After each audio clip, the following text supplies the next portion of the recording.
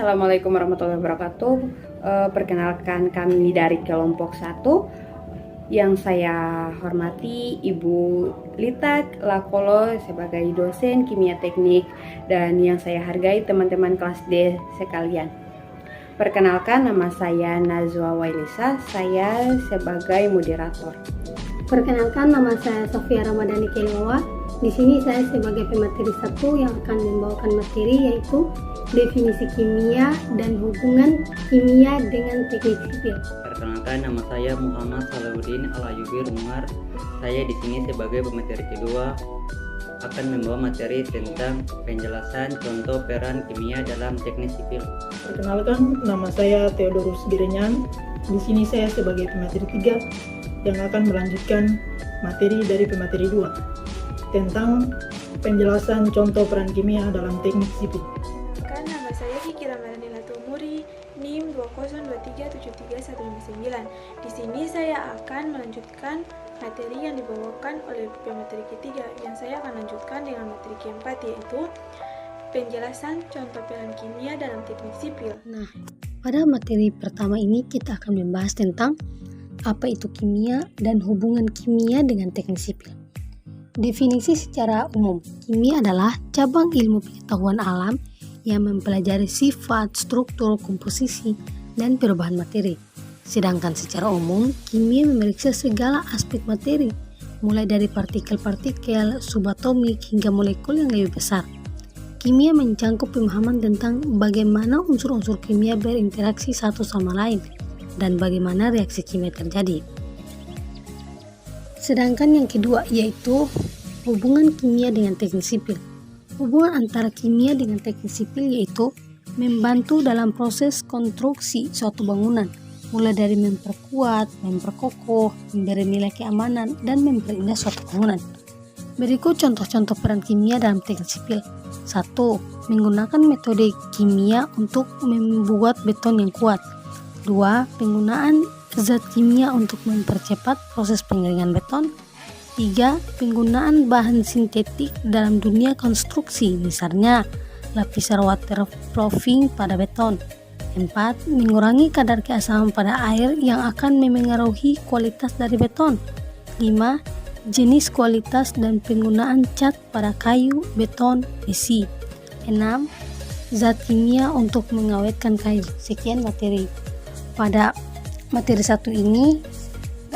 Selanjutnya akan dilanjutkan oleh materi kedua. Penjelasan contoh peran kimia dalam teknik sipil. Poin pertama, menggunakan metode kimia untuk membuat beton yang kuat, yaitu di mana proses kimia berperan dalam pembentukan beton dengan berbagai campuran bahan seperti semen, pasir, kerikil, dan air, sehingga dari proses campuran tersebut menghasilkan beton. Berikut merupakan contoh gambar menggunakan metode kimia untuk membuat beton yang kuat. Pada gambar pertama, menggunakan alat untuk membuat campuran dari bahan-bahan seperti semen, pasir, kerikil, dan air. Untuk gambar kedua adalah hasil dari campuran bahan-bahan. Untuk gambar ketiga adalah hasil pembentukan beton dari campuran. Poin kedua, penggunaan zat kimia untuk mempercepat proses pengeringan beton. Penggunaan bahan ini biasanya berupa produk-produk yang memanfaatkan proses kimia dengan cara mengurai kadar air pada campuran sehingga beton cepat mengering. Berikut merupakan contoh gambar penggunaan zat kimia untuk mempercepat proses pengeringan beton. Pada gambar pertama, menggunakan zat kimia untuk mempercepat proses pengeringan. Gambar kedua, mengurai kadar air pada campuran dengan zat kimia sehingga beton cepat mengering. Poin yang ketiga, penggunaan bahan sintetik dalam dunia konstruksi.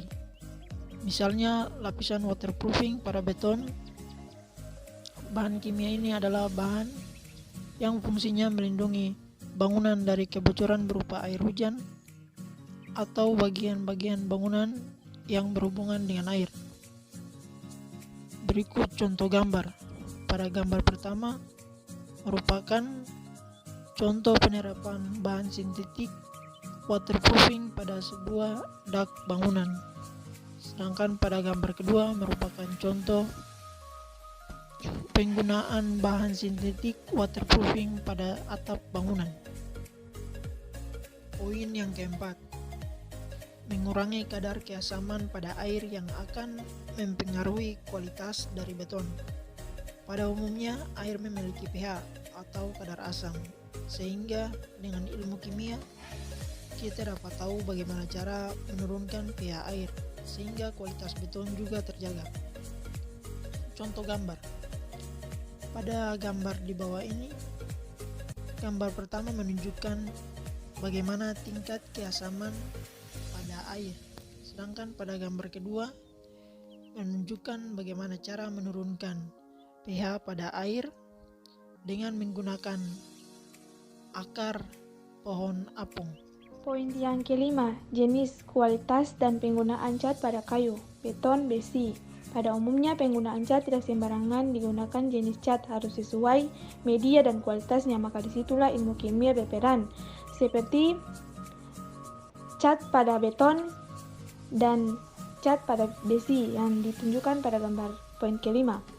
Yang poin keenam, proses pengawetan kayu umumnya menggunakan bahan kimia sebagai bahan pengawet. Bahan kimia yang seringkali digunakan sebagai bahan pengawet kayu yaitu inseksida, heptaklor, koldren, dan HCS. Selain itu, pengawetan anti-rep dilakukan menggunakan asam borat, permetrin, kerosene atau minyak tanah, imidacloprid yang ditunjukkan pada gambar tersebut.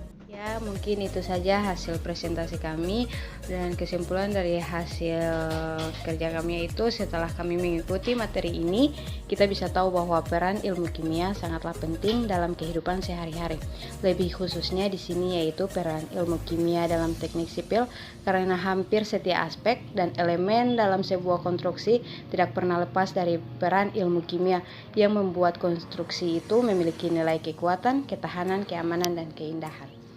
Mungkin itu saja hasil kami.